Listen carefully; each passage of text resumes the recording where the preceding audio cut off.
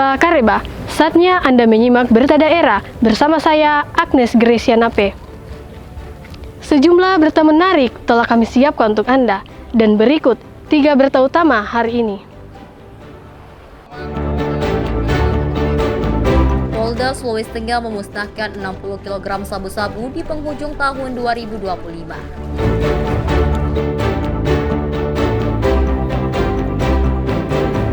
Ratusan warga Palu menyerbu kantor pos untuk mendapatkan bantuan BLT Skesra.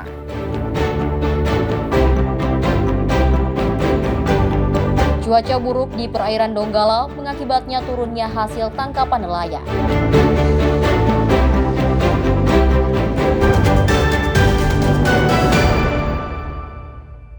Sebelum acara kami mulai, karena para tersangka dan barang bukti. Direktorat Reserse Narkoba Polda Sulawesi Tengah memusnahkan barang bukti narkotika jenis sabu seberat 60 kg. Pemusnahan dilakukan dalam konferensi pers di Polda Sulteng Selasa siang.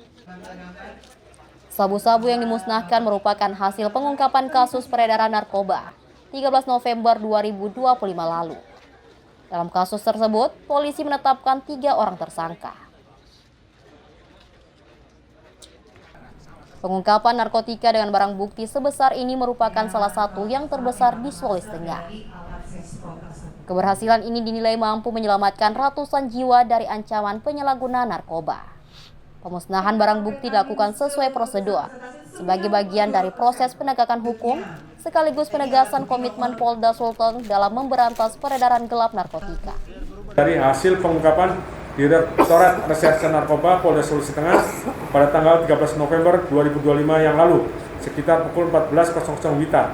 Dalam kasus tersebut, Polda Sulteng berhasil menetapkan 3 orang tersangka dengan barang bukti jenis sabu yang akan dimusnahkan seberat 59.536,0591 gram atau sekitar 60 kg. Sepanjang tahun 2025, Polda Sulteng mencatat 706 kasus narkoba, dengan 520 kasus diantaranya telah berhasil diselesaikan. Angka ini menunjukkan peningkatan sekitar 10% dibandingkan tahun sebelumnya. Jumlah tersangka juga meningkat, mencapai 865 orang, melibatkan pengguna maupun pengedar. Sementara itu, total barang bukti narkotika yang disita sepanjang tahun ini juga mengalami kenaikan signifikan. Sabu yang disita mencapai lebih dari 160 kg. Selain ganja, tembakau sintetis, dan ratusan ribu butir ekstasi.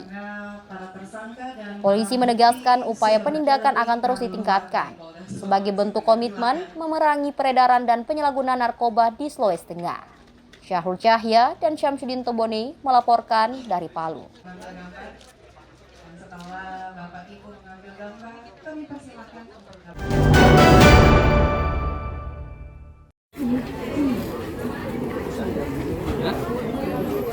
Ratusan warga Kota Palu, Sulawesi Tengah menyerbu kantor pos Indonesia untuk mengurus pencairan bantuan langsung tunai sementara atau BLT Skesra tahun 2025. Setiap warga mendapatkan bantuan sebesar Rp900.000. Warga dari 6 kelurahan ini antri sejak pagi untuk mendapatkan bantuan dari pemerintah. Bantuan yang disalurkan untuk periode bulan Oktober hingga Desember 2025. Warga mendapatkan bantuan sebesar Rp300 per bulan. Untuk Kota Palu, jumlah penerima manfaat sebanyak 22.100 orang. Untuk Selasa pagi, sebanyak 6 kelurahan yang mendapatkan bantuan yakni Kelurahan Duyu, Pengau, Nunu, Palupi, dan Boyaoge. Penyaluran BLT Skesra yang periode bulan Oktober Desember. Jadi penerima itu menerima sebanyak 900. Jadi per bulannya itu 300.000 mereka terima. Jadi untuk 3 bulan itu 900.000. Untuk penerima kecamatan tetangga itu ada 465 KPM tersebar di 6 kelurahan. Jadi BLTS Kesra ini bantuan langsung tunai, tapi untuk sementara saja, tidak berlangsung, istilahnya mereka terima terus menerus. Jadi hanya sementara. Apabila tahun depan misalnya ada, belum tentu mereka lagi yang menerima. Bisa jadi orang lain lagi. Warga senang bisa mendapatkan bantuan tersebut yang dinilai sangat membantu meringankan beban ekonominya. Mereka berharap bantuan tersebut bisa terus berlanjut. Itu nih, berapa ibu terima? 1.900 Oke, ibu, uang digunakan untuk apa nanti itu, Bu? Digunakan untuk apa uangnya? untuk modal. Modal usaha. Jualan apa ibu? Hah? Jual usaha apa ibu? Usaha beras. Penyaluran BLTS Kesra tersebut diharapkan bisa dimanfaatkan sebagai tambahan modal usaha, khususnya pelaku usaha kecil menengah. Selain itu, membantu meringankan beban ekonomi masyarakat di saat melonjaknya harga kebutuhan pokok. Ikram Boyoge dan Syamsuddin Tobone melaporkan dari Palu.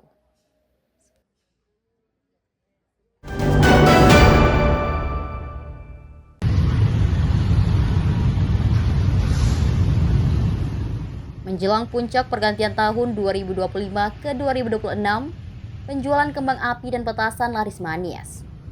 Kembang api dan petasan menjadi salah satu pendukung yang biasanya digunakan oleh warga untuk merayakan puncak malam tahun baru. Sejak pertengahan Desember lalu, penjualan petasan menjamur di Kota Palu, seperti yang terlihat di area sepanjang Jalan Emi Sailan, Kota Palu. Jajaran lapak petasan menyediakan beragam jenis petasan, mulai harga 5 ribuan sampai jutaan rupiah tergantung ukuran. Meski demikian, pedagang mengakui permintaan kembang api dan petasan mengalami penurunan di momen Natal dan Tahun Baru pada tahun ini. Belakangan ini pembeli itu agak menurun dari tahun-tahun kemarin. Tahun-tahun kemarin ya lumayan, alhamdulillah pembeli. Untuk sekarang ini alhamdulillah juga sih, tapi agak menurun omsetnya dari yang kemarin, tahun-tahun kemarin.